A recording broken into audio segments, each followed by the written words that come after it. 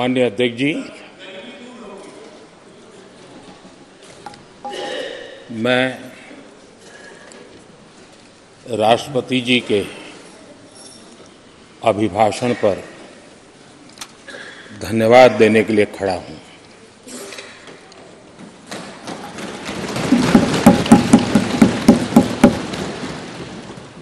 संसद के इस नए भवन में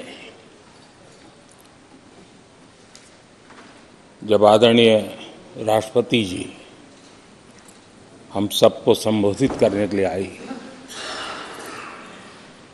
और जिस गौरव और सम्मान के साथ सेंगोल पूरे प्रोसेसन का नेतृत्व कर रहा और हम सब उसके पीछे पीछे चल रहे थे। नए सदन में ये नई परंपरा भारत के आजादी के उस पवित्र पल का प्रतिबिंब जब साक्षी बनता है तो लोकतंत्र की गरिमा कई गुना ऊपर चली जाती है।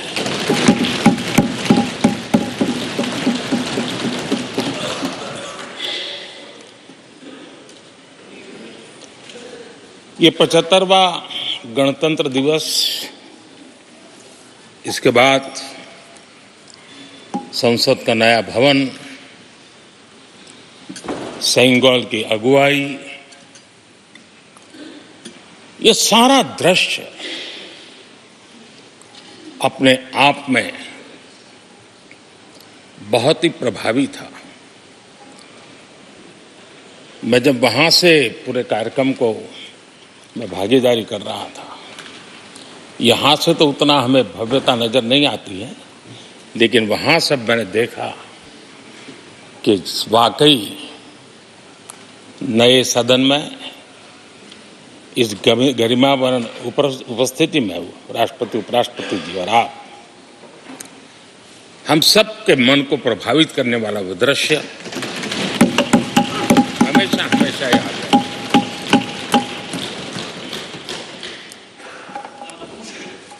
जिन माननीय करीब 60 से ज्यादा माननीय सदस्यों ने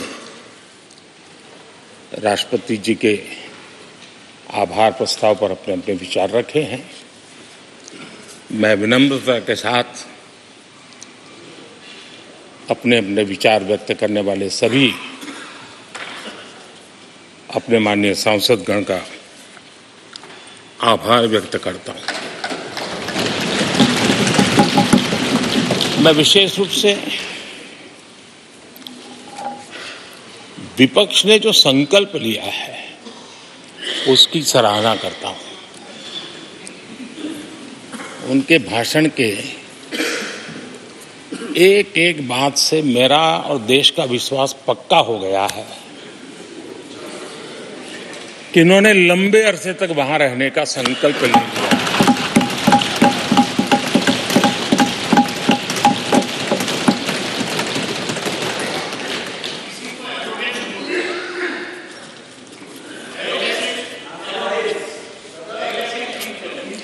आप कई दशक तक जैसे यहां बैठे थे, वैसे ही कई दशक तक वहां बैठने का आपका संकल्प,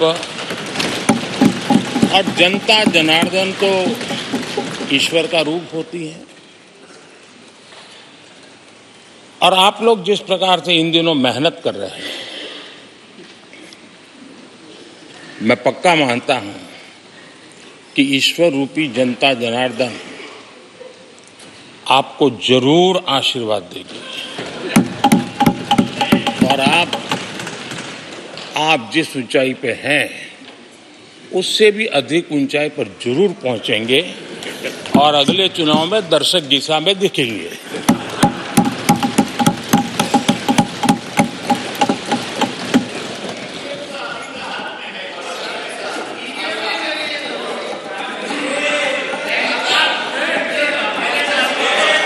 अधीर रंजन जी, इस बार आपने आपका कॉन्ट्रैक्ट उनको दे दिया है क्या?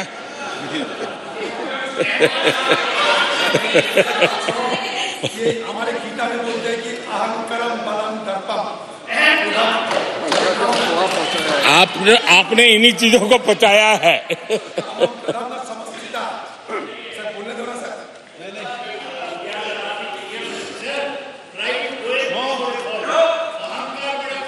आदरणीय अध्यक्ष महोदय,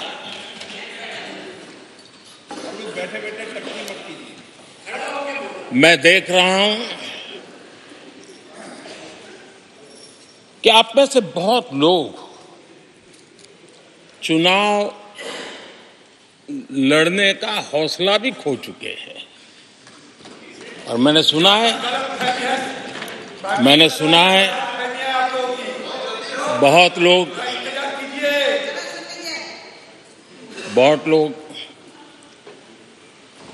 पिछली बार भी सीट बदली, इस बार भी कुछ सीट बदलने के फिराक में हैं। और मैंने सुना है बहुत लोग अब लोकसभा के बजाय राज्यसभा में जाना चाहते हैं। तो स्थितियों का आकलन करके वो अपना अपना रास्ता ढूंढ रहे हैं। आदरणीय अध्यक्ष जी, राष्ट्रपति जी का भाषण एक प्रकार से तथ्यों के आधार पर, हकीकतों के आधार पर एक बहुत बड़ा दस्तावेज है जो देश के सामने राष्ट्रपति जी ने प्रस्तुत किया। और इस पूरे दस्तावेज को आप देखेंगे तो उन हकीकतों को समेटने का प्रयास किया है जिससे देश किस स्पीड से प्रगति कर रहा है, किस स्केल के साथ गतिविधियों का विस्तार हो रहा है, उसका लेखा जोखा आदरणीय राष्ट्रपति जी ने प्रस्तुत किया है। आदरणीय राष्ट्रपति जी ने भारत के उज्जवल भविष्य को ध्यान में रखते हुए 4 मजबूत स्तंभों पर हम सबका ध्यान केंद्रित किया है। और उनका सही आकलन है कि देश के 4 स्तंभ जितने ज्यादा मजबूत होंगे, जितने ज्यादा विकसित होंगे, जितने ज्यादा समृद्ध होंगे, हमारा देश उतना ही समृद्ध होगा, उतना ही तेजी से समृद्ध होगा। और उन्होंने इन 4 स्तंभों का उल्लेख करते हुए देश की नारी शक्ति, देश की युवा शक्ति, देश के हमारे गरीब भाई बहन और देश के हमारे किसान, हमारे मछुआरे, हमारे पशुपालक, उनकी चर्चा की है। इनके सशक्तिकरण के माध्यम से राष्ट्र के विकसित भारत के लक्ष्य को प्राप्त करने की जो राह है, उसका स्पष्ट दिशा निर्देश आदरणीय राष्ट्रपति जी ने कहा है। अच्छा हो सकता है आपके यहाँ फिशरमैन माइनॉरिटी के ना हो सकता है आपके यहाँ पशुपालक माइनॉरिटी के ना हो सकता है किसान आपके यहाँ माइनॉरिटी के ना हो सकता है महिलाएं आपके यहाँ माइनॉरिटी में ना हो सकता है कि आपके यहाँ युवा में माइनॉरिटी। क्या हो गया है दादा? क्या देश के युवा जी की बात होती है? समाज के सब वर्ग नहीं होते हैं क्या? देश की नारी की बात होती है? देश की सभी नारी नहीं होती है? कब तक टुकड़ों में सोचते रहोगे? कब तक समाज को बांटते रहोगे? सब सीमा करो, बहुत तोड़ा देश को।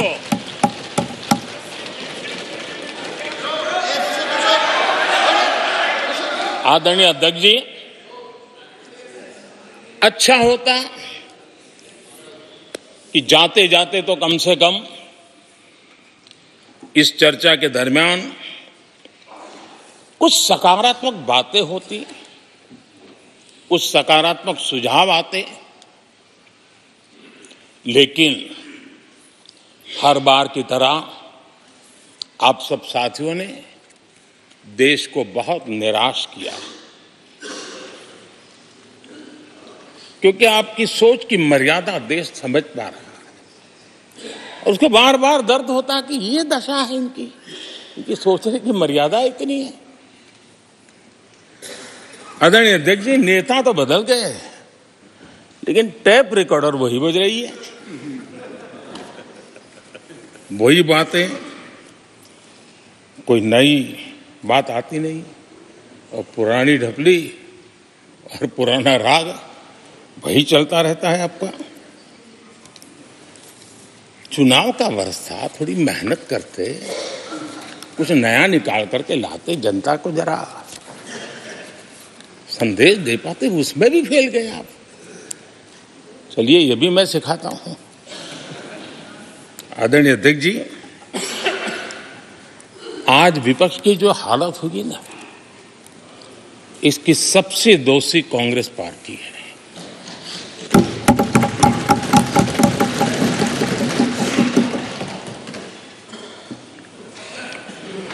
कांग्रेस को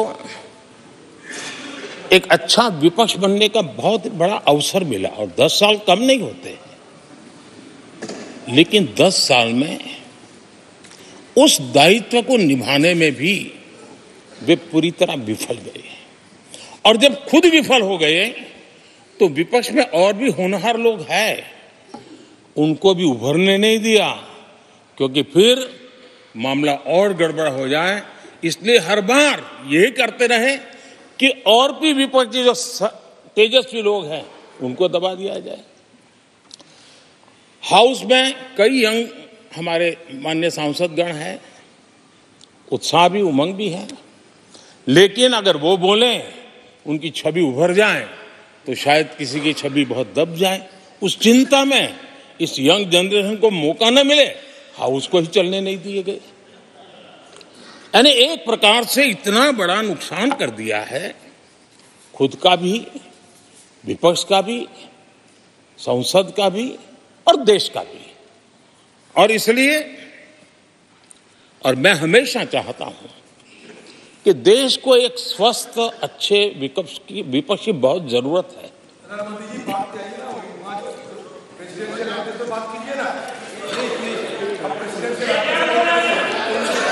देश ने जितना परिवारवाद का खामियाजा उठाया है, और उसका खामियाजा खुद कांग्रेस ने भी उठाया है। अब अधीर बाबू की हालत हम देख रहे हैं, वरना ये समय था संसद में रहने का, लेकिन परिवारवाद की सेवा तो करनी पड़ती है।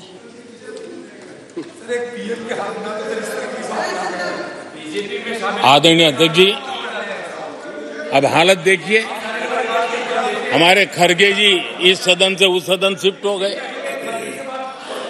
और गुलाम नबी जी तो पार्टी से ही शिफ्ट कर गए। ये सब परिवारवाद के भेंट चढ़ गए। एक ही प्रोडक्ट बार बार लॉन्च करने के चक्कर में कांग्रेस की दुकान ताला लगने की नौबत आ गई है। और ये दुकान हम नहीं कह रहे, आप लोग कह रहे हैं। आप लोग कहते हैं दुकान खोली है, सब जगह पे बोलते हैं, दुकान को ताला लगने की बात आई है। नवरत्न की दुकान बंद करने की ऐलान हो रहे हैं। यहां हमारे दादा अपनी आदत छोड़ नहीं पाते हैं, वो वहां से बैठे बैठे कमेंट कर रहे हैं परिवारवाद की। मैं जरा समझा देता हूं, आज माफ करना अध्यक्ष महोदय, मैं जरा समय ले रहा हूं। आज हम किस परिवारवाद की चर्चा करते हैं? अगर किसी परिवार में अपने बलबूते पर जन समर्थन से एक से अधिक अनेक लोग अगर राजनीतिक क्षेत्र में भी प्रगति करते हैं, उसको हमने कभी परिवारवाद नहीं कहा है। हम परिवारवाद की चर्चा वो करते हैं जो पार्टी परिवार चलाता है, जो पार्टी परिवार के लोगों को प्राथमिकता देती है, जो पार्टी के सारे निर्णय परिवार के लोग ही करते हैं, वो परिवारवाद है। न राजनाथ जी की कोई पॉलिटिकल पार्टी है, न अमित शाह की कोई पॉलिटिकल पार्टी है। और इसलिए जहां एक परिवार को पार्टियां लिखी जाती हैं, वो लोकतंत्र में उचित नहीं है। लोकतंत्र में पार्टी अनेक एक परिवार के 10 लोग राजनीति में आए, कुछ बुरा नहीं है। हम तो चाहते हैं नौजवान लोग आए।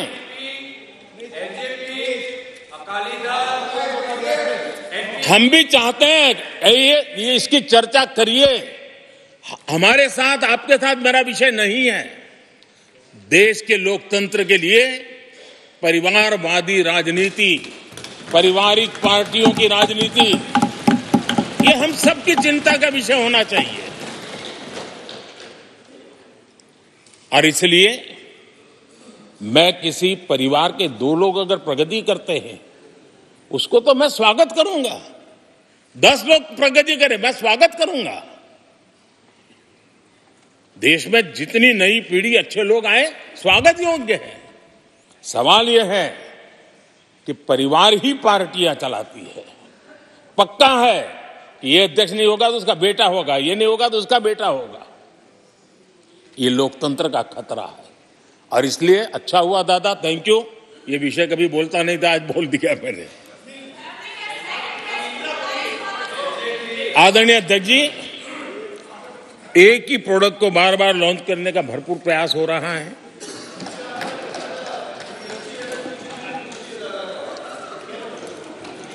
आदरणीय अध्यक्ष जी, कांग्रेस एक परिवार में उलझ गई है।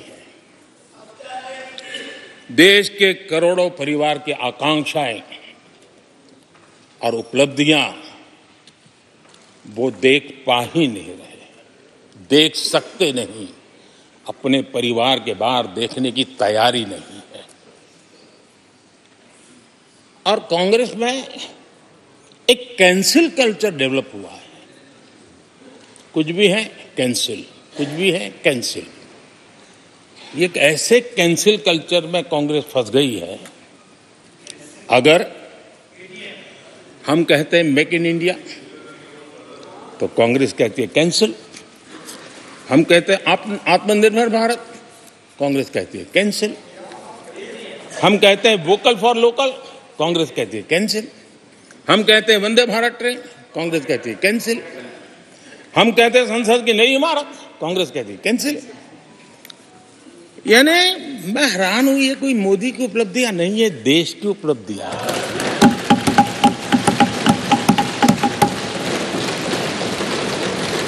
इतनी नफरत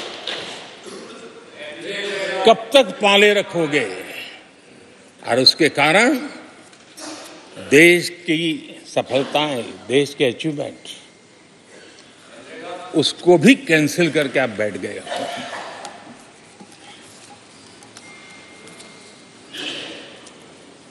आदरणीय अध्यक्ष जी, राष्ट्रपति जी ने विकसित भारत के रोड मैप पर चर्चा करते हुए आर्थिक पहलुओं पर विस्तार से चर्चा की। अर्थव्यवस्था के मूलभूत जो आधार है, उसके की बारीकी से चर्चा की। और भारत की मजबूत अर्थव्यवस्था को आज पूरी दुनिया सराह रही है, पूरी दुनिया उससे प्रभावित है। और जब विश्व संकट से गुजर रहा है, तब तो उनको और ज्यादा अच्छा लगता है। G20 समिट के अंदर सारे देश ने देखा है कि पूरा विश्व भारत के लिए क्या सोचता है, क्या कहता है, क्या आशा करता है।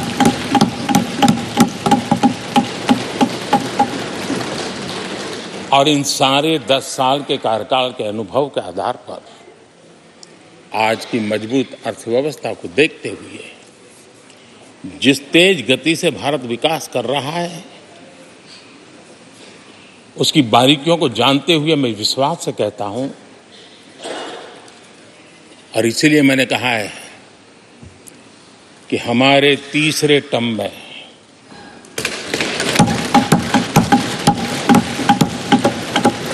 भारत दुनिया की तीसरी बड़ी आर्थिक ताकत बनेगा।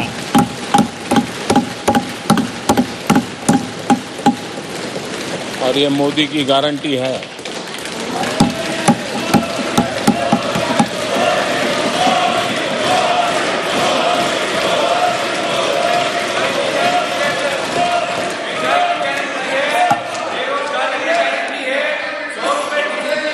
माननीय अध्यक्ष जी, इनको पहले मौका नहीं दिया था क्या?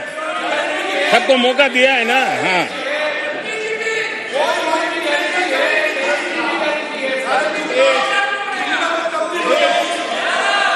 आदरणीय अध्यक्ष जी,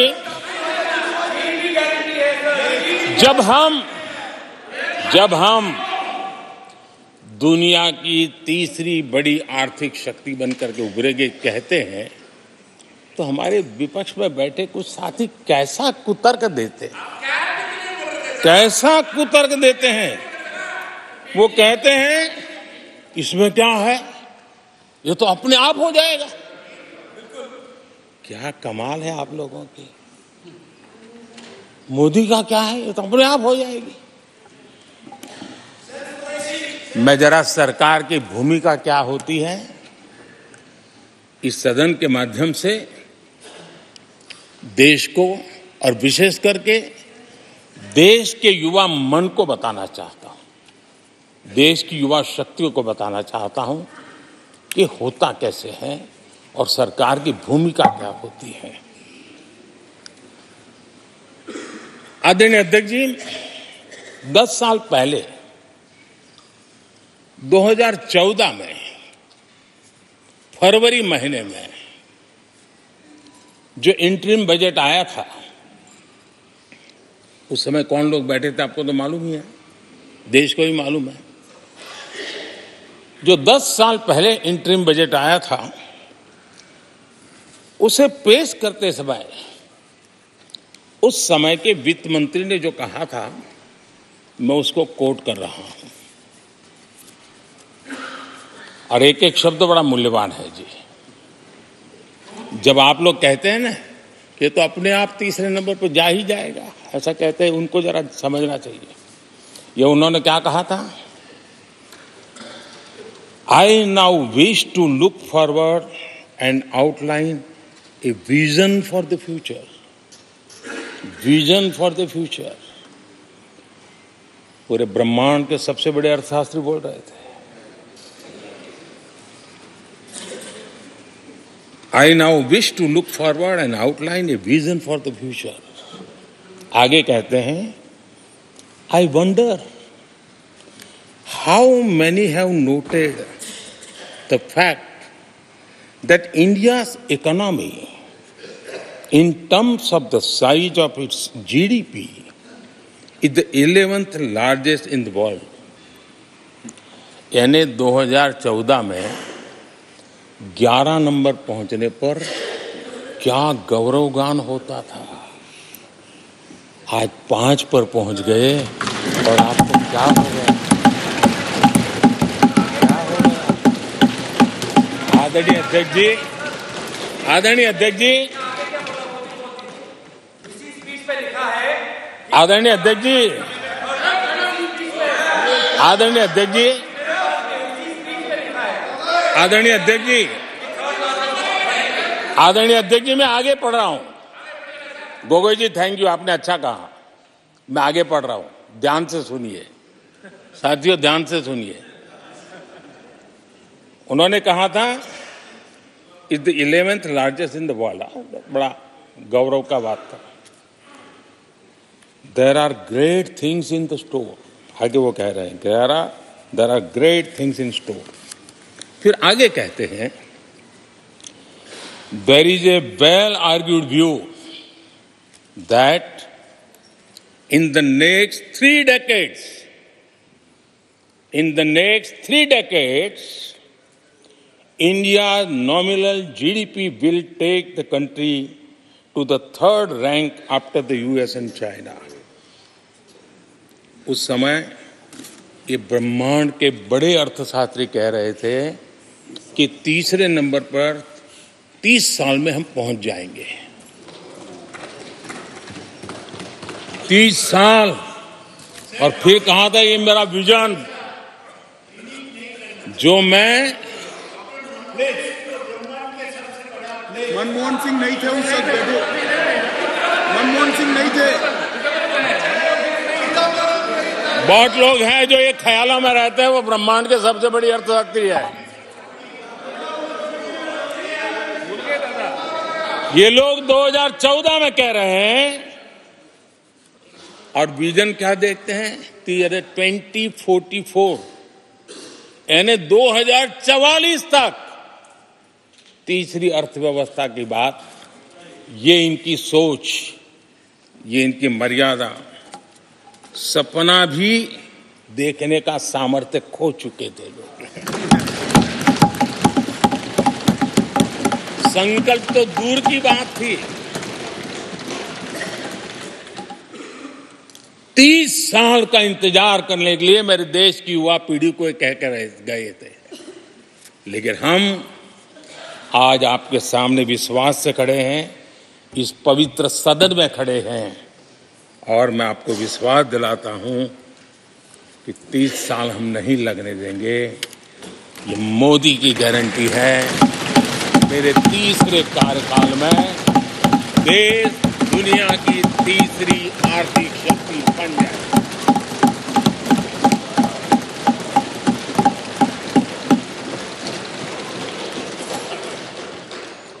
कैसे लक्ष्य रखते थे, उनकी सोच कहां तक जाती थी, दया आती है। और आप लोग 11 नंबर पे बड़ा गर्व कर रहे थे, अब 5 नंबर पहुंचा दिए जी। लेकिन अगर 11 पर पहुंचने से आपको खुशी होती थी तो 5 नंबर पहुंचने पर भी खुशी होनी चाहिए। देश 5 नंबर पे पहुंचा, आपको खुशी होनी चाहिए। इस बीमारी में फंसे पड़े हो। आदरणीय अध्यक्ष जी, भाजपा सरकार की काम करने की स्पीड, हमारे लक्ष्य कितने बड़े होते हैं, हमारा हौसला कितना बड़ा होता है, वो आज पूरी दुनिया देख रही है।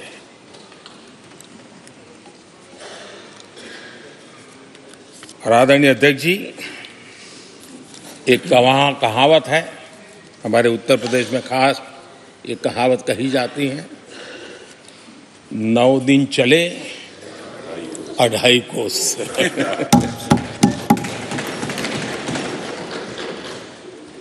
और मुझे लगता है कि ये कहावत पूरी तरह कांग्रेस को परिभाषित कर देती है। ये कांग्रेस की सुस्त रफ्तार, कांग्रेस की सुस्त रफ्तार का कोई मुकाबला नहीं। आज देश में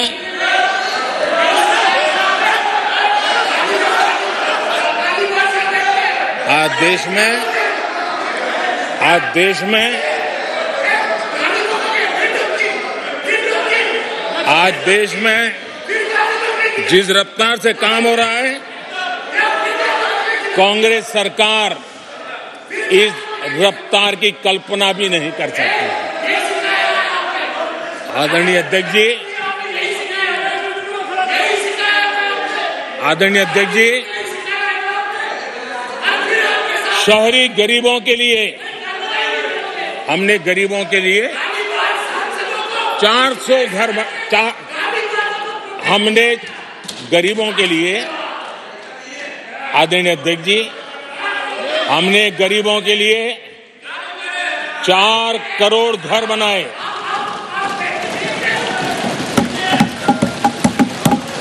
और शहरी गरीबों के लिए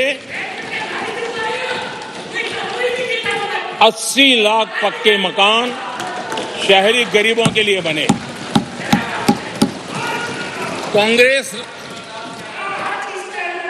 अगर कांग्रेस की रफ्तार से घर बने होते तो क्या हुआ होता, मैं इसका हिसाब लगाता हूं।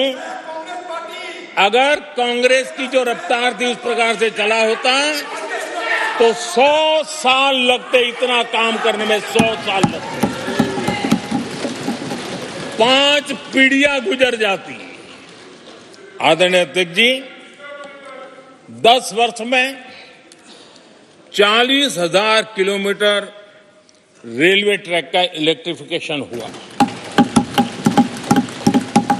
अगर कांग्रेस की रफ्तार से देश चलता, इस काम को करने में 80 साल लग जाते। एक प्रकार से 4 पीढ़ियां गुजर जाती। आदरणीय अध्यक्ष जी, हमने 17 करोड़ अधिक गैस कनेक्शन दिए। ये मैं 10 साल का हिसाब दे रहा हूं। अगर कांग्रेस की चाल से चलते तो ये कनेक्शन देने में और 60 साल लग जाते। 3 पीढ़ियां धुएं में खाना पकाते पकाते गुजर जाती। आदरणीय अध्यक्ष जी, हमारी सरकार ने सैनिटेशन कवरेज 40% से 100% तक पहुंची है। अगर कांग्रेस की रफ्तार होती तो ये काम होते होते 60-70 साल और लगते और कम से कम 3 पीढ़ियां गुजर जाती, लेकिन गारंटी नहीं होता कि नहीं होता। आदरणीय अध्यक्ष जी, कांग्रेस की जो मानसिकता है, जिसका देश को बहुत नुकसान हुआ है, कांग्रेस ने देश के सामर्थ्य पर कभी भी विश्वास नहीं किया। वे अपने आप को शासक मानते रहे और जनता जनार्दन को हमेशा कमतर आंकते गए, छोटा आंकते गए। आदरणीय अध्यक्ष जी, देश के नागरिकों के लिए कैसा सोचते थे, मैं जानता हूं, मैं नाम बोलते ही उनको जरा चुभन होगी, लेकिन 15 अगस्त लाल किले से प्रधानमंत्री नेहरू ने जो कहा था, वो मैं जरा पढ़ता हूं। लाल किले से भारत के प्रथम प्रधानमंत्री ने जो कहा था वो पढ़ रहा हूं, नेहरू जी ने। उन्होंने कहा था, हिंदुस्तान में काफी मेहनत करने की आदत आम तौर से नहीं है। हम इतना काम नहीं करते जितना कि यूरोप वाले या जापान वाले या चीन वाले या रूस वाले या अमेरिका वाले करते हैं। ये नेहरू जी लाल किले से बोल रहे हैं। यह न समझिए, यह न समझिए कि यह न समझिए कि वह कौमें, ये न समझिए कि वह कौमें कोई जादू से खुशहाल हो गई। वो मेहनत से हुई है और अक्ल से हुई है। ये उनको सर्टिफिकेट दे रहे हैं, भारत के लोगों को नीचा दिखा रहे हैं।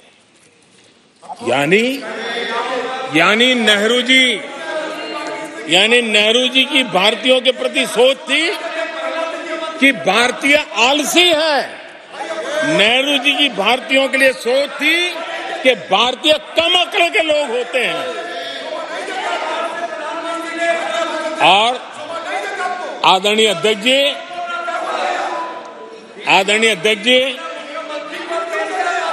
इंदिरा जी की सोच भी उससे ज्यादा अलग नहीं थी। इंदिरा जी ने जो लाल किले से 15 अगस्त को कहा था, लाल किले से 15 अगस्त को इंदिरा जी ने कहा था दुर्भाग्यवश हमारी आदत ये है कि जब कोई शुभ काम पूरा होने को होता है तो हम आत्मतुष्टि की भावना से ग्रस्त हो जाते हैं और जब कोई कठिनाई आ जाती है तो हम ना उम्मीद हो जाते हैं। कभी कभी तो ऐसा लगने लगता है कि पूरे राष्ट्र ने ही पराजय भावना को अपना लिया है। आज कांग्रेस के लोगों को देख करके लगता है कि इंदिरा जी भले देश के लोगों का आकलन सही न कर पाए, लेकिन कांग्रेस का एकदम सटीक आकलन उन्होंने किया था। कांग्रेस के शाही परिवार के लोग मेरे देश के लोगों को ऐसा ही समझते थे, उनके विषय में ऐसे ही सोचते। और आज भी वही सोच देखने को मिलती है। माननीय अध्यक्ष जी,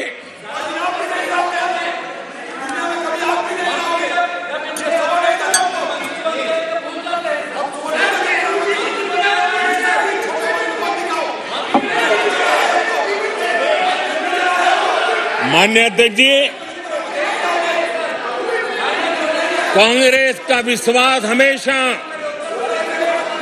सिर्फ एक परिवार पर रहा है।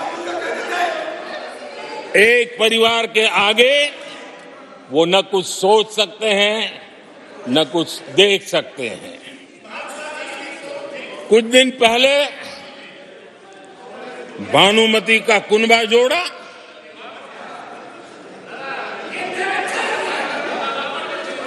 लेकिन फिर एकला चलो रे करने लग गए। कांग्रेस के लोगों ने नया नया मोटर मैकेनिक का काम सीखा है और इसलिए अलाइनमेंट क्या होता है उसका ज्ञान तो हो गया होगा, लेकिन मैं देख रहा हूं अलायंस का ही अलाइनमेंट बिगड़ गया।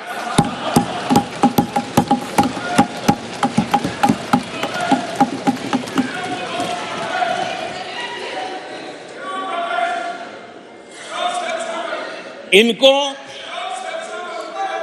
अपने इस कुनबे में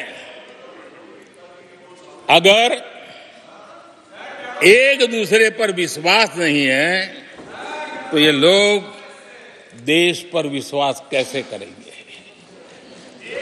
आदरणीय अध्यक्ष जी, हमें देश के सामर्थ्य पर भरोसा है, हमें लोगों की शक्ति पर भरोसा है। आदरणीय अध्यक्ष जी, देश की जनता ने हमें जब पहली बार सेवा करने का अवसर दिया तो हमने पहले कार्यकाल में यूपीए के समय के जो गड्ढे थे वो गड्ढे भरने में हमारा काफी समय और शक्ति लगी। हम पहले कार्यकाल में वो गड्ढे भरते रहे। हमने दूसरे कार्यकाल में नए भारत की नींव रखी और तीसरे कार्यकाल में हम विकसित भारत को निर्माण को नई गति देंगे। आदरणीय अध्यक्ष जी, पहले कार्यकाल में हमने स्वच्छ भारत, उज्ज्वला,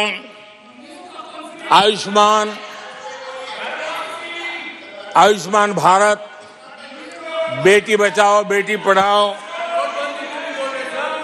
उसी प्रकार से सुगम्य भारत, डिजिटल इंडिया, ऐसे कितने ही जनहित के कामों को अभियान का स्वरूप देकर के आगे बढ़ाए। टैक्स व्यवस्था आसान हो, इसके लिए जीएसटी जैसे निर्णय लिए और हमारे इन कामों को देख करके जनता ने भरपूर समर्थन दिया। जनता ने बहुत आशीर्वाद दिए, पहले से भी ज्यादा आशीर्वाद दिए और हमारा दूसरा कार्यकाल प्रारंभ हुआ। दूसरा कार्यकाल संकल्पों और वचनों की पूर्ति का कार्यकाल रहा।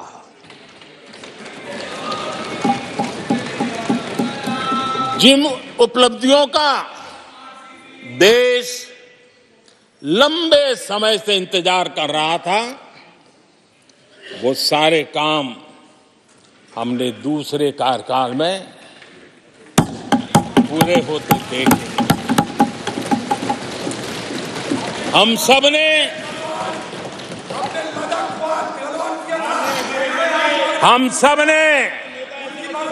370 खत्म होते हुए देखा।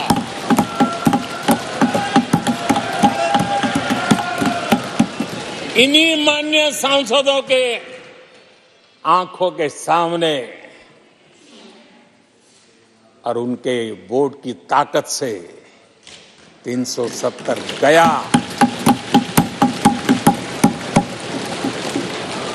नारी शक्ति वंदन अधिनियम ये दूसरे कार्यकाल में कानून बना। आदरणीय अध्यक्ष जी, अंतरिक्ष से लेकर के ओलंपिक तक सशस्त्र बलों से संसद तक नारी शक्ति के सामर्थ्य की गूंज उठी।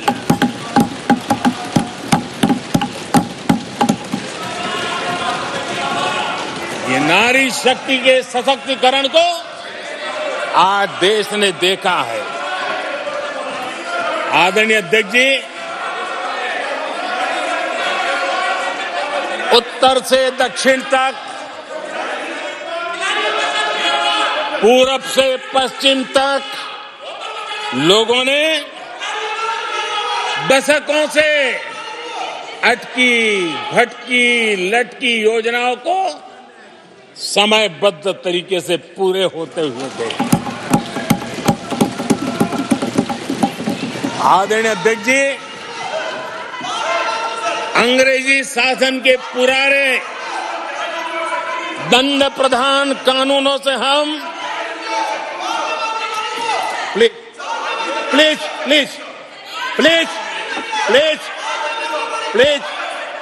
माननीय सदस्यगण, सदन के नेता बोल रहे हैं, आपको प्लीज आप समझाइए। सदन के नेता बोल रहे हैं, आपको मैंने सबको पर्याप्त समय पर्याप्त अवसर दिया था।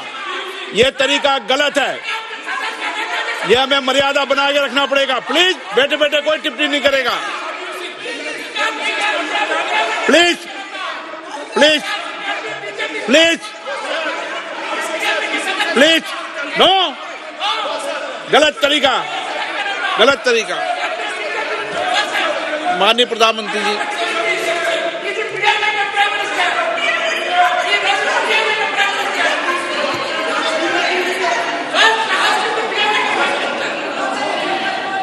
ये तरीका है क्या आपका?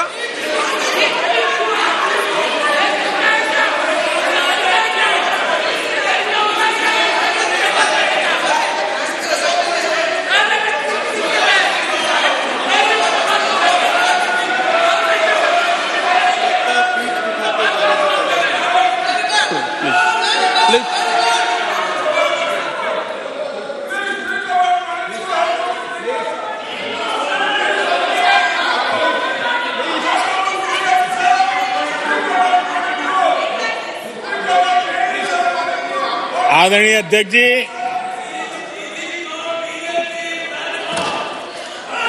अंग्रेजी शासन के पुराने कानून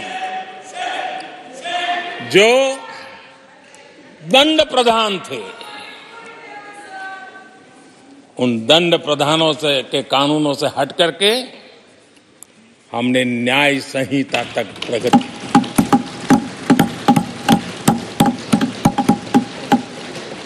हमारी सरकार ने सैकड़ों ऐसे कानूनों को समाप्त किया जो अप्रासंगिक हो गए थे। सरकार ने 40,000 से ज्यादा कंप्लायंसेस खत्म कर दिए। आदरणीय अध्यक्ष जी, भारत ने अमृत भारत और नमो भारत ट्रेनों से भविष्य की उन्नति के सपने देखे।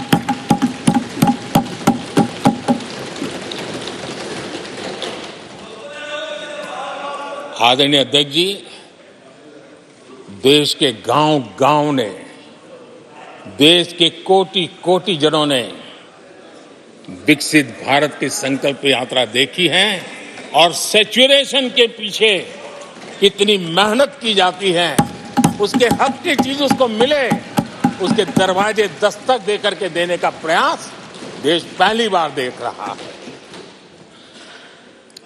आदरणीय अध्यक्ष जी, भगवान राम, आदरणीय अध्यक्ष जी, भगवान राम न सिर्फ अपने घर लौटे, बल्कि एक ऐसे मंदिर का निर्माण हुआ जो भारत की महान सांस्कृतिक परंपरा को नई ऊर्जा देता रहेगा। और आदरणीय अध्यक्ष जी, अब हमारी सरकार का तीसरा कार्यकाल भी बहुत दूर नहीं है। ज्यादा से ज्यादा 100-125 दिन बाकी है। और अब की बार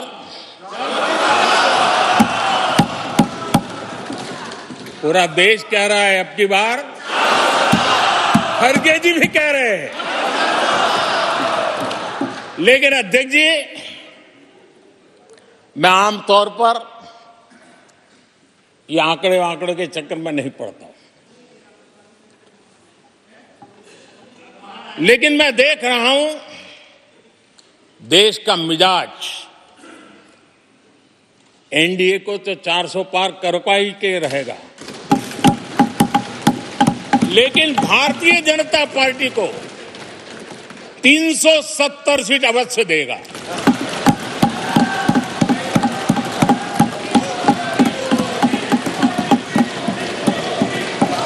बीजेपी को 370 सीट और एनडीए को 400 पार।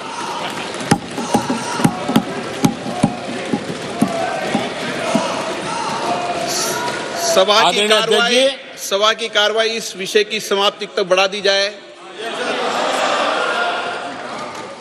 आदरणीय अध्यक्ष जी,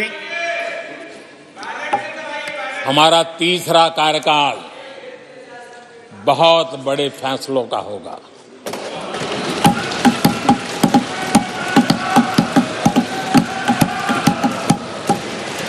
मैंने लाल किले से कहा था और राम मंदिर प्राण प्रतिष्ठा के समय भी मैंने उसको दोहराया था। मैंने कहा था, देश को अगले 1000 वर्षों तक समृद्ध और सिद्धि के शिखर पर देखना चाहिए। तीसरा कार्यकाल अगले 1000 वर्षों के लिए एक मजबूत नींव रखने का कार्यकाल है।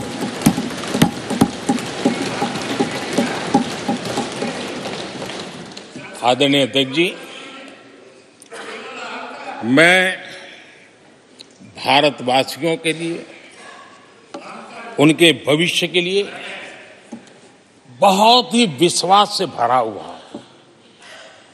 मेरा देश के 140 करोड़ नागरिकों के सामर्थ्य पर अपार भरोसा है, मेरा बहुत विश्वास है।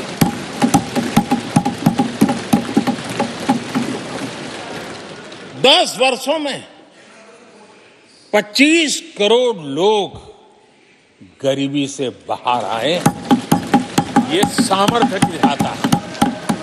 आदरणीय अध्यक्ष जी, मैंने हमेशा कहा है कि गरीब को अगर साधन मिले, गरीब को अगर संसाधन मिले, गरीब को अगर स्वाभिमान मिले, तो हमारा गरीब गरीबी को परास्त करने का सामर्थ्य रखता है। और हमने वो रास्ता चुना और मेरे गरीब भाइयों ने गरीबी को परास्त करके दिखाया है। और इसी सोच के साथ हमने गरीब को साधन दिए, संसाधन दिए, सम्मान दिया, स्वाभिमान दिया। 50 करोड़ गरीबों के पास आज बैंक खाता है, कभी वो बैंक से गुजर नहीं पाता। 4 करोड़ गरीबों के पास पक्का घर है। घर उसके स्वाभिमान को एक नया सामर्थ्य देता है। 11 करोड़ से अधिक परिवारों को पीने का शुद्ध जल पानी नल से मिल रहा है। 55 करोड़ से अधिक गरीबों को आयुष्मान भारत कार्ड मिला है। घर में कोई भी बीमारी आ जाए, उस बीमारी के कारण फिर से वो गरीबी की तरफ लुढ़क न जाए, उसको भरोसा है कितनी भी बीमारी क्यों ना आ जाए, मोदी बैठा है। 80 करोड़ लोगों को मुफ्त अनाज की सुविधा दी गई है। आदरणीय अध्यक्ष जी, मोदी ने उनको पूछा जिनको पहले कोई पूछता तक नहीं था। देश में पहली बार रेहड़ी पटरी वाले साथियों के बारे में सोचा गया। पीएम स्वनिधि योजना से आज वो ब्याज के चक्कर से बाहर निकले, बैंक से पैसे लेकर अपने कारोबार को बढ़ा रहे हैं। देश में पहली बार हाथ का हुनर जिनका सामर्थ्य है, जो राष्ट्र का निर्माण भी करते हैं, ऐसे मेरे विश्वकर्मा साथियों के बारे में सोचा गया। उनको आधुनिक टूल, आधुनिक ट्रेनिंग, पैसों की मदद, विश्व एक मार्केट उनके लिए खुल जाए, ये मेरे विश्वकर्मा भाइयों के लिए हमने कहा। देश में पहली बार पीवीटीजी यानी जनजातियों में भी अति पिछड़े जो हमारे भाई बहन हैं, संख्या बहुत कम है, वोट के हिसाब से किसी को नजर नहीं जाती।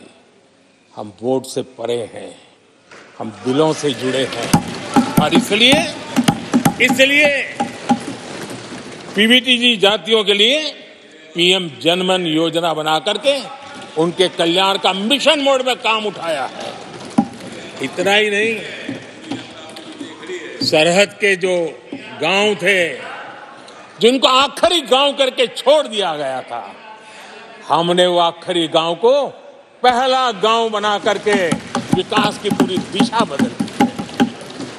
आदरणीय अध्यक्ष जी, मैं जब बार बार मिलेट्स की वकालत करता हूं, मिलेट्स की दुनिया के अंदर जाकर के चर्चा करता हूं, G20 के देशों को लोगों के सामने गर्व के साथ मिलेट्स परोसता हूं, उसके पीछे मेरे दिल में 3 करोड़ से ज्यादा मेरे छोटे किसान हैं जो मिलेट्स की खेती करते हैं। इनका कल्याण, इससे हम जुड़े हुए हैं। आदरणीय अध्यक्ष जी, जब मैं वोकल फॉर लोकल की बात करता हूं, जब मैं मेक इन इंडिया की बात करता हूं, तब मैं करोड़ों गृह उद्योग, लघु उद्योग, कुटीर उद्योग, उससे जुड़े हुए मेरे लाखों परिवारों के साथ उनके कल्याण के लिए सोचता हूं। आदरणीय अध्यक्ष जी, खादी, कांग्रेस पार्टी ने उसको भुला दिया, सरकारों ने भुला दिया। आज मैं खादी के ताकत देने में सफलतापूर्वक आगे बढ़ा हूं। क्योंकि खादी के साथ, हैंडलूम के साथ करोड़ों बुनकरों की जिंदगी लगी हुई है। मैं उनके कल्याण को देखता हूं। आदरणीय अध्यक्ष जी, हमारी सरकार हर कोने में गरीबी को निकालने के लिए, गरीब को समृद्ध बनाने के लिए अनेक विविध प्रयासों को कर रही है। जिनके लिए वोट बैंक ही था, उनके लिए उनका कल्याण संभव नहीं था।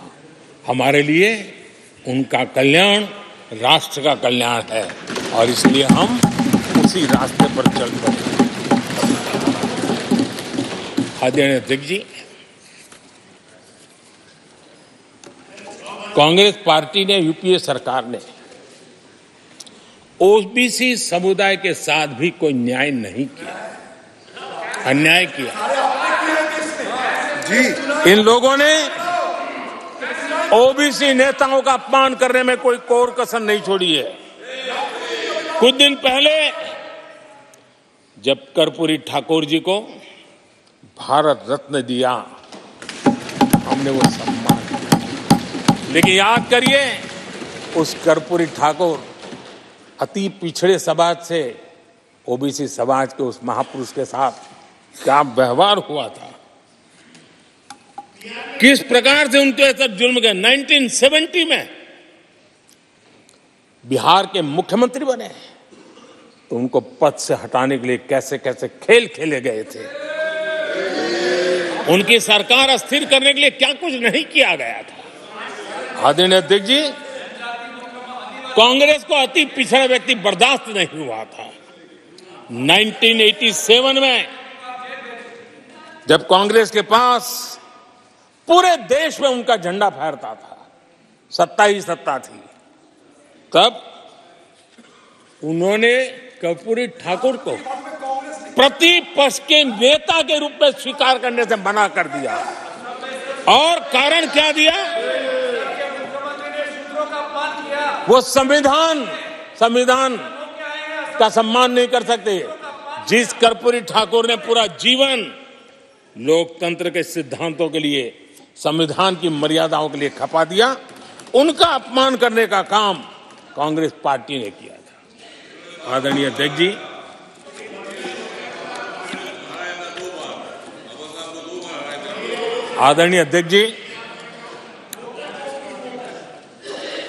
कांग्रेस के हमारे साथियों को आजकल इस पर बहुत चिंता जताते हैं कि सरकार में ओबीसी कितने लोग हैं, कितने पद पर कहां है, उसके हिसाब किताब करते रहते हैं।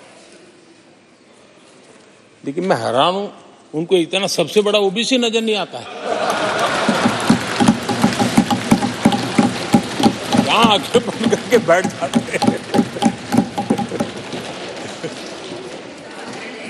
आदरणीय अध्यक्ष जी, जरा मैं ये दुनिया भर की चीजें करते हैं, मैं कहना चाहता हूं, ये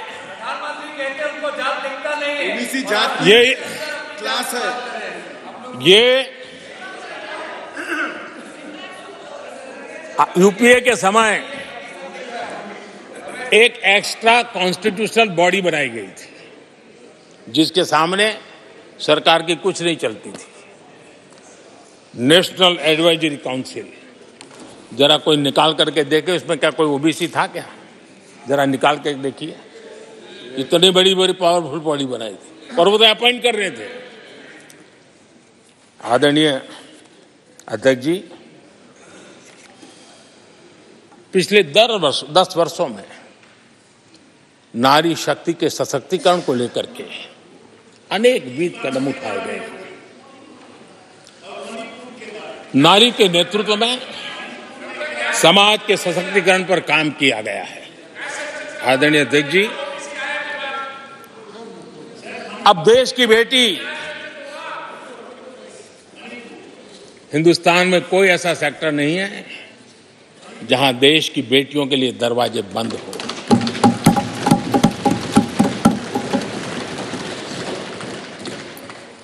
आज हमारे देश की बेटियां फाइटर जेट भी उड़ा रही हैं और हमारे देश की सीमाओं को भी सुरक्षित रख रही है। आदरणीय अध्यक्ष महोदय, ग्रामीण व्यवस्था अर्थव्यवस्था हमारी women self help group 10 crore बहनें जुड़ी है और आर्थिक गतिविधि करती है और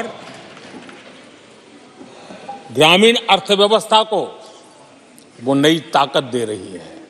और मुझे आज खुशी है कि इन प्रयासों का परिणाम है कि आज करीब करीब 1 करोड़ लखपति दीदी आज देश में और जब मेरी उनसे बातें होती है, उनका जो आत्मविश्वास देखता हूं, मेरा पक्का विश्वास है हम जिस तरह आगे बढ़ रहे हैं, आने वाले हमारे कार्यकाल में 3 करोड़ लखपति दीदी हमारे देश के अंदर देखेंगे। आप कल्पना कर सकते हैं गांव की अर्थव्यवस्था को कितना बड़ा बदलाव हो जाएगा। आदरणीय अध्यक्ष जी, हमारे देश में बेटियों के संबंध में जो पहले सोच थी, समाज के घर में घुस गई थी, दिमाग में भी घुस गई थी, आज वो सोच कितनी तेजी से बदल रही है। थोड़ा सा बारीकी से देखेंगे तो हमें पता चलेगा कितना बड़ा सुखद बदलाव आ रहा है। पहले अगर बेटी का जन्म होता था तो चर्चा होती थी, अरे खर्चा कैसे उठाएंगे, उसको कैसे पढ़ाएंगे, उसके आगे की जिंदगी का एक प्रकार से कोई बोझ है, ऐसी चर्चाएं हुआ करती थी। आज बेटी पैदा होती है तो पूछा जाता है, अरे सुकन्या समृद्धि अकाउंट खुला कि नहीं खुला। बदलाव। आदरणीय जी, पहले सवाल होता था प्रेग्नेंट होने पर नौकरी नहीं कर पाओगे। पहले ये बात होती थी प्रेग्नेंट होने पर नौकरी नहीं कर पाओगे। आज कहा जाता है 26 हफ्ते की पेड लीव और बाद में भी अगर चाहिए तो मिलेगी। ये बदलाव होता है। पहले समाज में सवाल होते थे कि महिला होकर नौकरी क्यों करना चाहती हो, क्या पति की सैलरी कम पड़ रही, ऐसे सवाल होते थे। आज लोग पूछ रहे हैं, मैडम आपका जो स्टार्टअप है ना बहुत प्रगति कर रहा है, क्या मुझे नौकरी मिलेगी। ये बदलाव।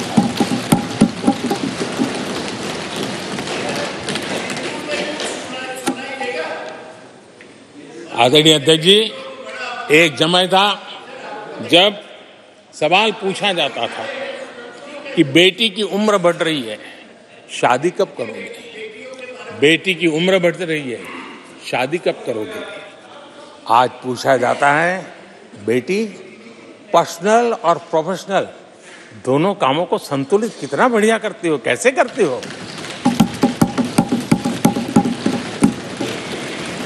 आदरणीय अध्यक्ष जी, एक समय था घर में कहा जाता था कि घर के मालिक घर पे है कि नहीं है, ऐसा पूछा जाता था। घर के मुखिया को बुलाइए, ऐसा कहते थे। आज किसी के घर जाते हैं तो घर महिला के नाम पर, बिजली का बिल उसके नाम पर आता है, पानी गैस सब उसके नाम पर। तो परिवार के मुखिया की जगह आज मेरी माताएं बहन। ये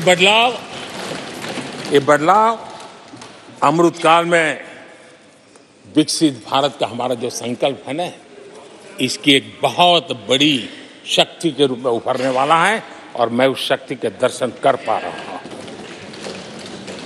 आदरणीय अध्यक्ष महोदय,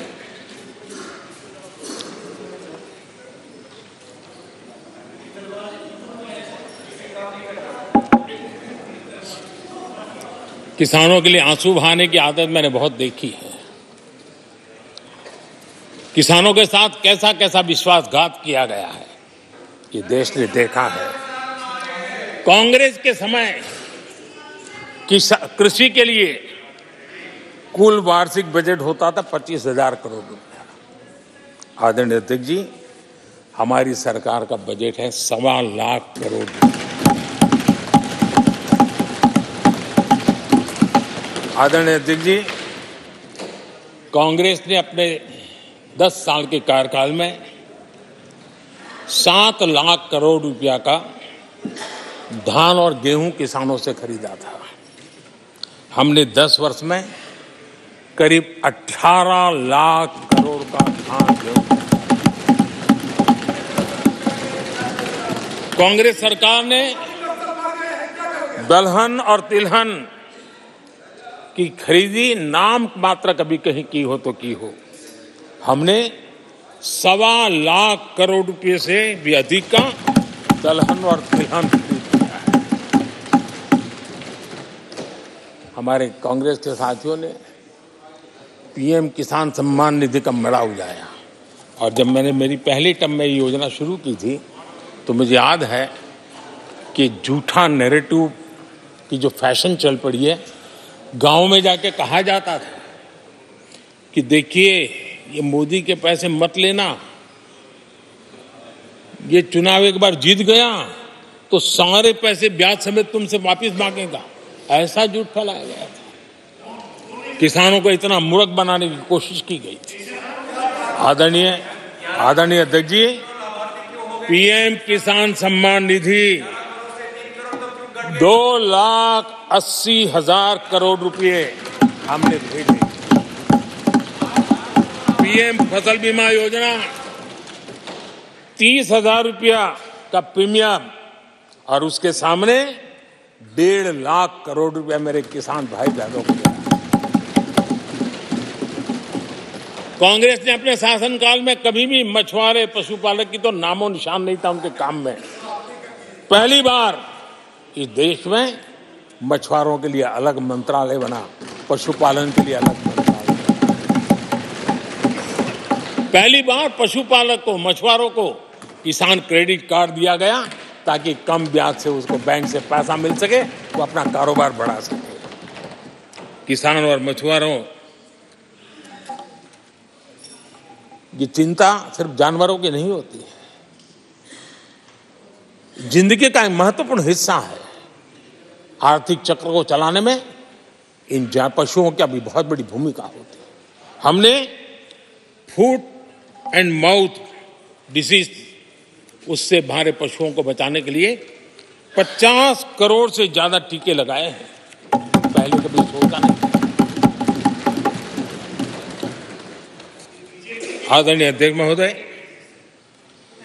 आज भारत में युवाओं के लिए जितने नए अवसर बने हैं, ये पहले कभी नहीं बने। आज पूरी वोकैबुलरी बदल गई है। शब्द पूरे जो पहले कभी सुनने को नहीं मिलते थे, वो बोलचाल के सहज दुनिया में शब्द आ चुके हैं। आज चारों तरफ स्टार्टअप्स की गूंज है, यूनिकॉर्न्स चर्चा में है। आज डिजिटल क्रिएटर्स एक बहुत बड़ा वर्ग हमारे सामने है। आज गीग इकोनॉमी की चर्चा हो रही है। ये युवाओं के जुबान पर ये नए भारत की नई वोकैबुलरी है, ये नई आर्थिक साम्राज्य की नई परिवेश है, नई पहचान है। ये सेक्टर युवाओं के लिए रोजगार के लाखों नए अवसर बना रहे हैं। 2014 से पहले डिजिटल इकोनॉमी की साइज ना के बराबर थी, बहुत ज्यादा उसकी चर्चा भी नहीं थी। आज भारत दुनिया की डिजिटल इकोनॉमी है, अग्रणी है। लाखों युवा इससे जुड़े हैं, और आने वाले समय में ये डिजिटल इंडिया मूवमेंट जो है वो देश के नौजवानों के लिए अनेक अवसर, अनेक रोजगार, अनेक प्रोफेशंस के लिए अवसर लेकर के आने वाला है।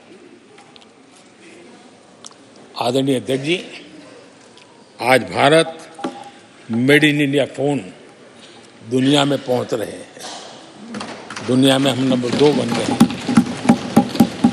और एक तरफ सस्ता मोबाइल प्राप्त हुआ है और दूसरी तरफ सस्ता डेटा। इन दोनों ने एक बहुत बड़ा रिवॉल्यूशन लाया है देश में और दुनिया में। हम जिस कीमत पे आज हमारे नौजवानों को ये प्राप्त करवा रहे हैं, सबसे कम कीमत पर करवा रहे हैं और वो एक कारण बना है। आज मेड इन इंडिया अभियान, रिकॉर्ड मैन्युफैक्चरिंग, रिकॉर्ड एक्सपोर्ट, यह देश देख रहा है। आदरणीय जी, ये सारे काम हमारे नौजवानों के लिए सबसे ज्यादा रोजगार लाने वाले काम हैं, सबसे ज्यादा रोजगार के अवसर पैदा करेंगे। आदरणीय अध्यक्ष महोदय, 10 वर्ष में टूरिज्म सेक्टर में अभूतपूर्व उछाल आया है। हमारे देश में ये ग्रोथ और टूरिज्म सेक्टर ऐसा है जिसमें कम से कम पूंजी निवेश में अधिक से अधिक लोगों को रोजगार देने वाला अवसर है और सामान्य से सामान्य व्यक्ति को भी ये रोजगार देने वाला अवसर है। स्वरोजगार की सबसे ज्यादा संभावनाएं वाला टूरिज्म क्षेत्र है। 10 वर्ष में एयरपोर्ट 2 गुने बने। भारत सिर्फ एयरपोर्ट बने ऐसा नहीं है, भारत दुनिया का तीसरा बड़ा डोमेस्टिक एविएशन सेक्टर बना, दुनिया के तीसरे बड़े। हम सबको खुशी होनी चाहिए। भारत की जो एयरलाइंस कंपनियां हैं, उन्होंने 1000 नए एयरक्राफ्ट के ऑर्डर दिए। देश में 1000 नए एयरक्राफ्ट, और जब इतने सारे हवाई जहाज ऑपरेट होंगे, सारे एयरपोर्ट कितने धमधमते होंगे, कितने पायलट्स की जरूरत पड़ेगी, कितने हमें क्रू मेंबर चाहिए, कितने इंजीनियर ये चाहिए, कितने ग्राउंड सर्विस के लिए लोग चाहिए। यानी रोजगारी के नए नए क्षेत्र खुलते जा रहे हैं। एविएशन सेक्टर भारत के लिए एक बहुत बड़ा नया अवसर बनकर के आया है। आदरणीय अध्यक्ष जी, हमारी कोशिश नहीं है कि इकोनॉमी को हम फॉर्मलाइज करने की दिशा में मजबूती से कदम उठाए, युवाओं को नौकरी भी मिले, सोशल सिक्योरिटी भी मिले। इन दोनों को लेकर के और आपने जिन बातों के आधार पर हम निर्णय करते हैं और देश में भी माना जाता है, वो एक होता है डाटा ईपीएफओ का। ईपीएफओ में जो रजिस्ट्रेशन होता है, 10 साल में करीब 18 करोड़ नए सब्सक्राइबर आए और वो तो सीधा पैसों से जुड़ा खेल होता है, उसमें फर्जी नाम नहीं होते हैं। मुद्रा लोन पाने वालों में 8 करोड़ लोग ऐसे हैं जिन्होंने जीवन में पहली बार कारोबार अपना शुरू किया है, बिजनेस। और जब मुद्रा लोन लेता है तो खुद तो रोजगारी पाता है, 1 या 2 और लोगों को भी रोजगारी देता है, क्योंकि उसका काम ऐसा होता है। हमने लाखों स्ट्रीट वेंडर्स को सपोर्ट किया है। 10 करोड़ महिलाएं एसएचजी से जुड़ी, जैसा मैंने कहा, 1 लाख लखपति दीदी 1 करोड़, ये अपने आप में बहुत। और मैंने जैसा कहा, हम 3 करोड़ के टारगेट को। आदरणीय अध्यक्ष जी, कुछ आंकड़े हैं जो अर्थशास्त्री समझते हैं, नहीं सामान्य मानवी भी समझता है। 2014 से पहले के 10 वर्षों में इंफ्रास्ट्रक्चर के निर्माण में करीब 12 लाख करोड़ का बजट था। 10 साल में 12 लाख करोड़। बीते 10 वर्षों में इंफ्रास्ट्रक्चर निर्माण के अंदर बजट 44 लाख करोड़, 44 लाख करोड़। रोजगार कैसे बढ़ते हैं इससे समझ आता है। आदरणीय अध्यक्ष जी, इस राशि से जितनी बड़ा मात्रा में काम हुआ है, उसके कारण इतने लोगों को रोजी रोटी मिली है, इसका आप अंदाज कर सकते हैं। हम भारत को मैन्युफैक्चरिंग का, रिसर्च का, इनोवेशन का हब बने, उस दिशा में देश की युवा शक्ति को प्रोत्साहित कर रहे हैं, व्यवस्थाएं विकसित कर रहे हैं, आर्थिक मदद के योजनाएं बना रहे हैं। आदरणीय अध्यक्ष जी, एनर्जी के क्षेत्र में हम हमेशा डिपेंडेंट रहे। एनर्जी के सेक्टर में हमें आत्मनिर्भर होने की दिशा में बहुत कुछ करने की आवश्यकता है और हमारी कोशिश है ग्रीन एनर्जी की तरफ। हाइड्रोजन को लेकर के हम बहुत बड़ी मात्रा में आगे बढ़ रहे हैं, उसमें अभूतपूर्व निवेश। उसी प्रकार से दूसरा क्षेत्र है जिसमें भारत को लीड लेनी होगी, वो है सेमीकंडक्टर। पिछली सरकारों ने जितने प्रयास किए लेकिन सफलता नहीं मिली। अब हम जिस स्थिति में पहुंचे हैं, मैं विश्वास से कहता हूं कि हमारे 3 दशक खराब भले हो गए, लेकिन आने वाला समय हमारा है। हम सेमीकंडक्टर के क्षेत्र में अभूतपूर्व निवेश में देख रहा हूं और भारत दुनिया को एक बहुत बड़ा कंट्रीब्यूशन करेगा। इन सारे कारणों से आदरणीय अध्यक्ष जी, क्वालिटी जॉब की संभावनाएं बहुत बढ़ने वाली हैं और जिसके कारण समाज में जैसे जैसे हमने एक अलग स्किल मिनिस्ट्री बनाई, उसके पीछे हेतु ये है कि देश के नौजवानों को हुनर मिले और ऐसे अवसर मिले और हम इंडस्ट्री 4.0 उसके लिए मैन पावर को तैयार करते हुए आगे बढ़ने की दिशा में काम कर रहे हैं। आदरणीय अध्यक्ष जी, यहाँ महंगाई को लेकर के काफ़ी कुछ बातें की गई है। मैं जरूर चाहूँगा कि देश के सामने कुछ सच्चाइयाँ आनी चाहिए। इतिहास गवाह है, जब भी कांग्रेस आती है महंगाई लाती है।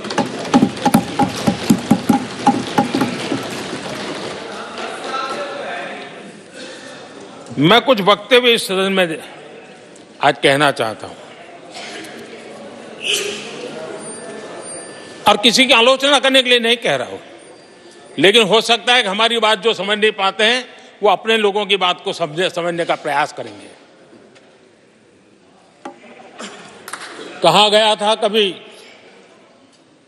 और किसने कहा था वो मैं बाद में कहूंगा, हर चीज की कीमत बढ़ जाने की वजह से मुसीबत फैली है, आम जनता उनमें फंसी है। ये स्टेटमेंट ऑफ फैक्ट किसका है? ये कहा था हमारे पंडित नेहरू जी ने, लाल किले से कहा था उस समय। हर चीज की कीमत बढ़ जाने की वजह से मुसीबत फैली है, आम जनता उनमें फंसी है। ये उस समय की बात है। उन्होंने माना था लाल किले से, चारों तरफ महंगाई बढ़ी है। अब इस वक्तव्य के 10 साल के बाद, नेहरू जी के इस वक्तव्य के 10 साल के बाद एक और वक्तव्य का कोट आपके सामने रखता हूं। आप लोग, मैं कोट बता रहा हूं, आप लोग आजकल भी कुछ दिक्कतों में हैं, परेशानियों में हैं महंगाई की वजह से। कुछ तो लाचारी है, पूरी तौर से काबू की बात नहीं हो पा रही हमारे इस समय में, हालांकि वो काबू में आएगी। 10 साल के बाद भी महंगाई के यही गीत कहे गए थे और ये किसने कहा था? फिर से ये नेहरू जी ने कहा था उन्हीं के कार्यकाल में। तब देश का पीएम रहते उन्होंने 12 साल हो चुके थे, लेकिन हर बार महंगाई कंट्रोल में नहीं आ रही है, महंगाई के कारण आपको मुसीबत हो रही है, इसी के गीत गाते रहे थे।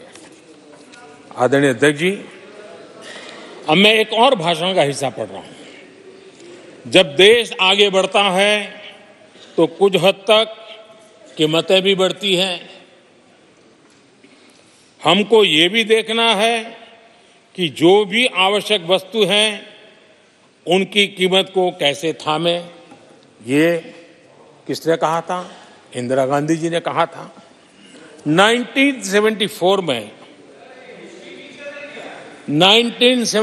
में जब देश में सारे उन्होंने दरवाजे ताले लगा दिए थे, लोगों को जेल में बंद कर दिया था, 30% महंगाई थी, 30%।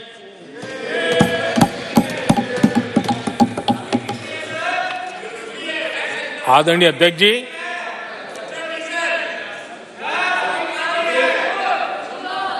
अपने भाषण में यहां तक कहा गया था,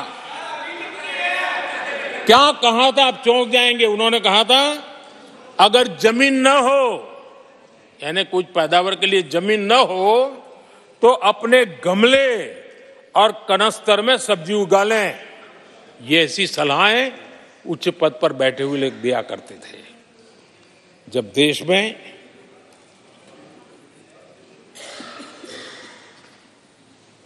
महंगाई को लेकर के 2 गाने सुपर हिट हुए थे हमारे देश में, घर घर गाए जाते थे। एक महंगाई मार गई और दूसरा महंगाई डायन खाए जा, डायन खाए जा था। और ये दोनों गाने कांग्रेस के शासनकाल में आए। आदरणीय अध्यक्ष जी, यूपीए के शासनकाल में महंगाई डबल डिजिट में थी, डबल डिजिट में महंगाई थी, इसको नकार नहीं सकते हैं। और यूपी का सरकार का तर्क क्या था जी? असंवेदनशीलता। ये कहा गया था कि महंगी आइसक्रीम खा सकते हो तो महंगाई का रोना क्यों रो रहे हो, ये कहा गया था, ये कहा गया था। जब भी कांग्रेस आई है उसने महंगाई को ही मजबूत किया। आदरणीय अध्यक्ष जी, हमारी सरकार ने महंगाई को लगातार नियंत्रण में रखा है। दो युद्ध के बावजूद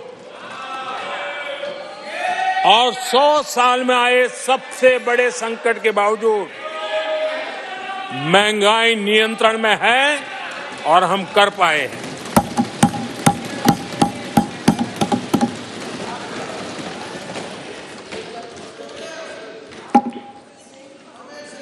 आदरणीय अध्यक्ष जी, यहां पर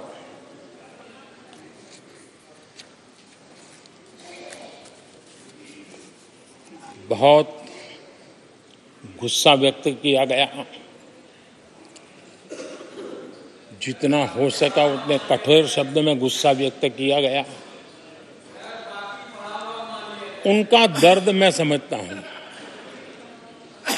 उनकी मुसीबत और ये गुस्सा मैं समझता हूं, क्योंकि तीर निशाने पर लगा है।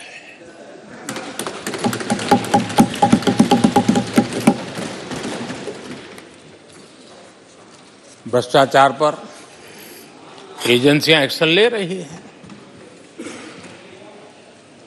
उसको लेकर भी इतना गुस्सा, क्या क्या शब्दों का प्रयोग किया जा रहा है। आदरणीय अध्यक्ष जी, 10 साल पहले हमारे सदन में, पार्लियामेंट में क्या चर्चा होती थी?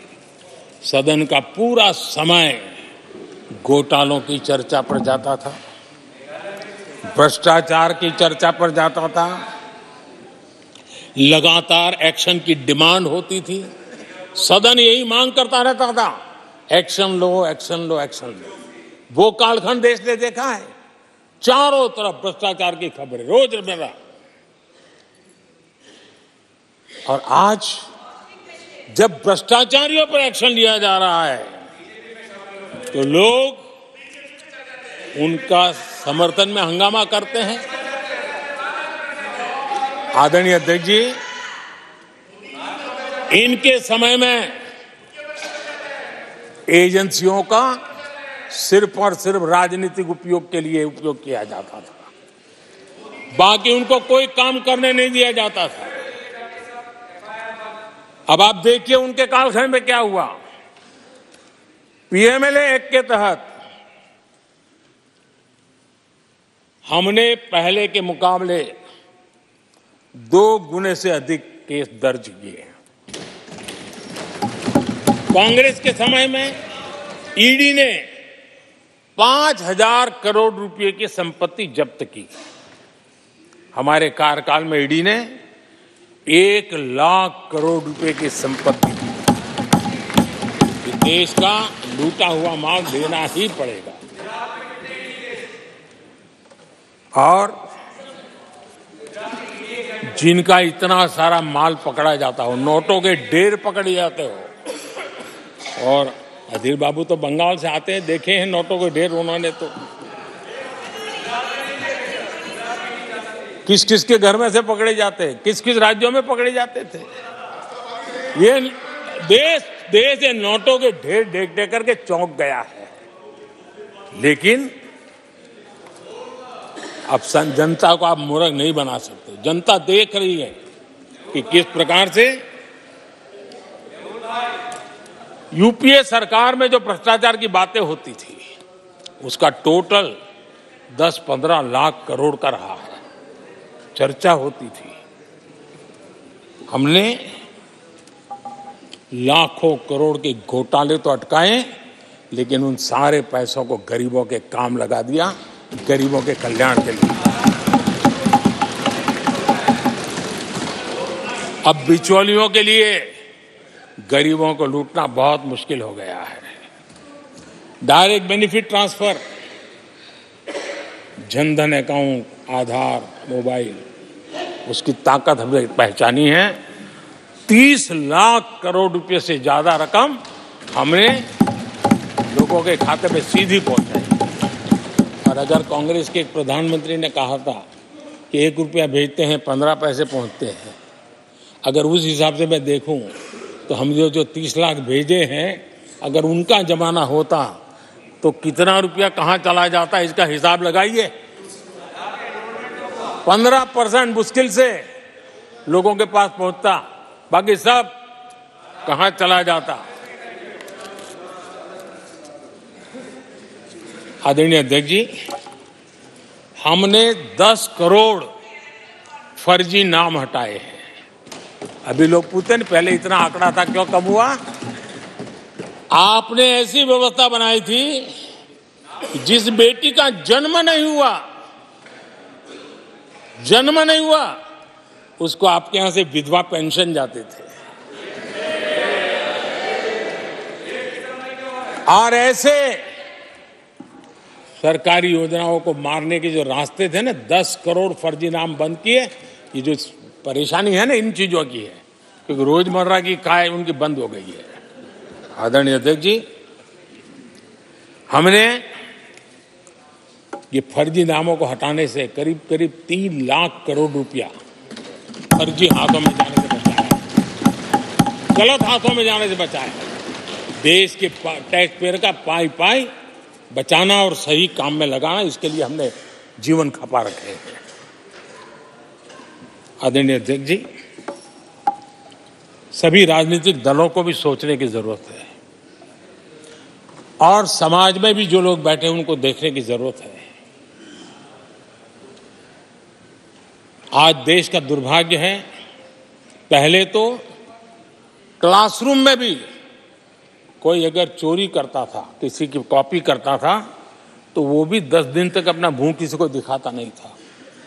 आज जो भ्रष्टाचार के आरोप जिन पे सिद्ध हो चुके हैं, जो जेलों में समय निकाल करके पैरोल पर आए, आज वॉशिंग मशीन से भी बड़ा कंधे पे लेकर के महिमा मंडन कर रहे हैं ऐसे चोरों का सार्वजनिक जीवन में। कहां ले जाना चाहते हो देश को तुम? जो सजा हो चुकी है, मैं ये तो समझता हूं कि आरोप जो है उनके लिए तो आप सोच सकते हैं, लेकिन जो गुनाह सिद्ध हो चुका है, जो सजा काट चुके हैं, जो सजा काट रहे हैं, ऐसे लोगों का महिमा मंडन करते हो आप? कौन सा कल्चर और देश की अभावी पीढ़ी को क्या प्रेरणा देना चाहते हो आप? कौन से रास्ते और ऐसी कौन सी आपकी मजबूरी है?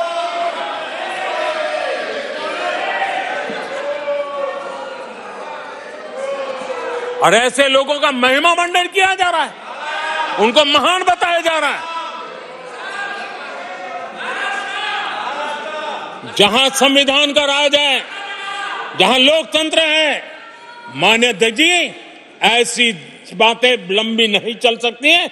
ये लोग लिख करके रखे हैं कि ये जो महिमा मंडन का काम चल रहा है उनका, वो अपने ही खात्मे की चिट्ठी पे सिग्नेचर कर रहे हैं लोग।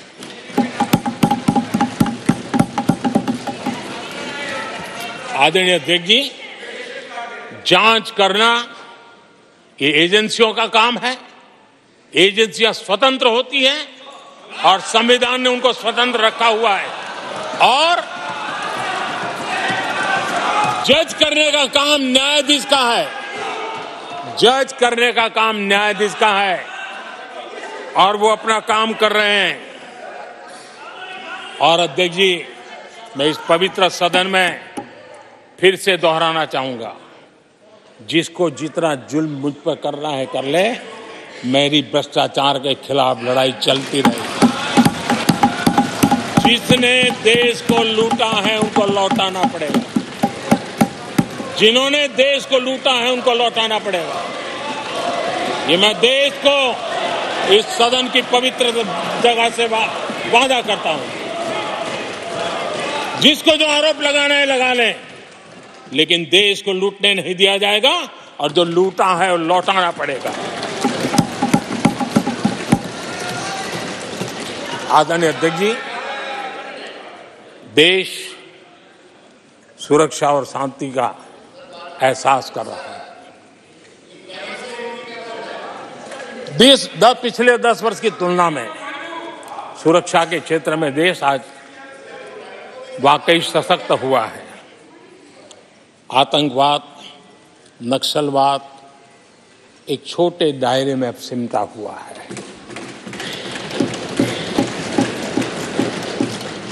लेकिन भारत की जो टेररिज्म के प्रति जीरो टॉलरेंस नीति है, आज पूरे विश्व को भी भारत की इस नीति की तरफ चलने के लिए मजबूर होना पड़ा।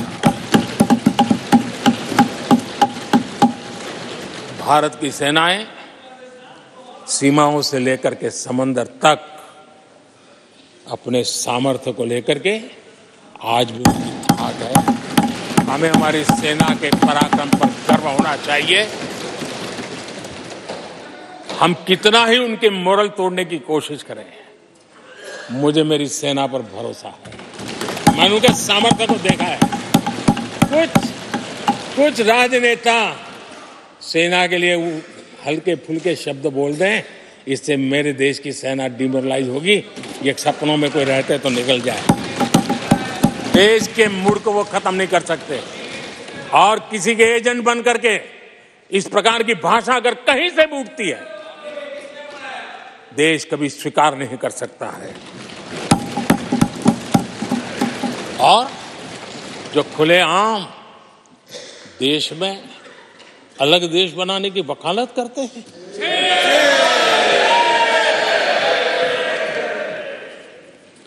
जोड़ने की बातें छोड़ो, तोड़ने की कोशिश करिए। यार, आपके अंदर क्या पड़ा हुआ है? क्या इतने टुकड़े करके अभी भी आपके मन को समाधान नहीं हुआ है? देश के इतने टुकड़े कर चुके हो आप, और टुकड़े करना चाहते हो? कब तक करते रहोगे? आदरणीय अध्यक्ष जी, इसी सदन में अगर कश्मीर की बात होती थी तो हमेशा चिंता का स्वर निकलता था, छिटाकशी होती थी, आरोप प्रत्यारोप होते थे। आज जम्मू कश्मीर में अभूतपूर्व विकास की चर्चा हो रही है और गर्व के साथ हो रही है। पर्यटन लगातार बढ़ रहा है। G20 समिट होती है वहां, पूरा विश्व आज उसकी सराहना करता है। आर्टिकल 370 को लेकर के कैसा हुआ बना के रखा था। कश्मीर के लोगों ने जिस प्रकार से उसको गले लगाया है, कश्मीरी जनता ने जिस प्रकार से गले लगाया है, और आखिर के ये समस्या किसकी देन थी? किसने देश के माथे पर मारा था? किसने भारत के संविधान के अंदर इस प्रकार की दरार करके रखी हुई थी? आदरणीय अध्यक्ष जी, अगर नेहरू जी का नाम लेते हैं तो उनको बुरा लगता है, लेकिन कश्मीर को जो समस्याएं झेलनी पड़ी उसके मूल में उनकी ये सोच थी और उसी का परिणाम है देश को भुगतना पड़ा।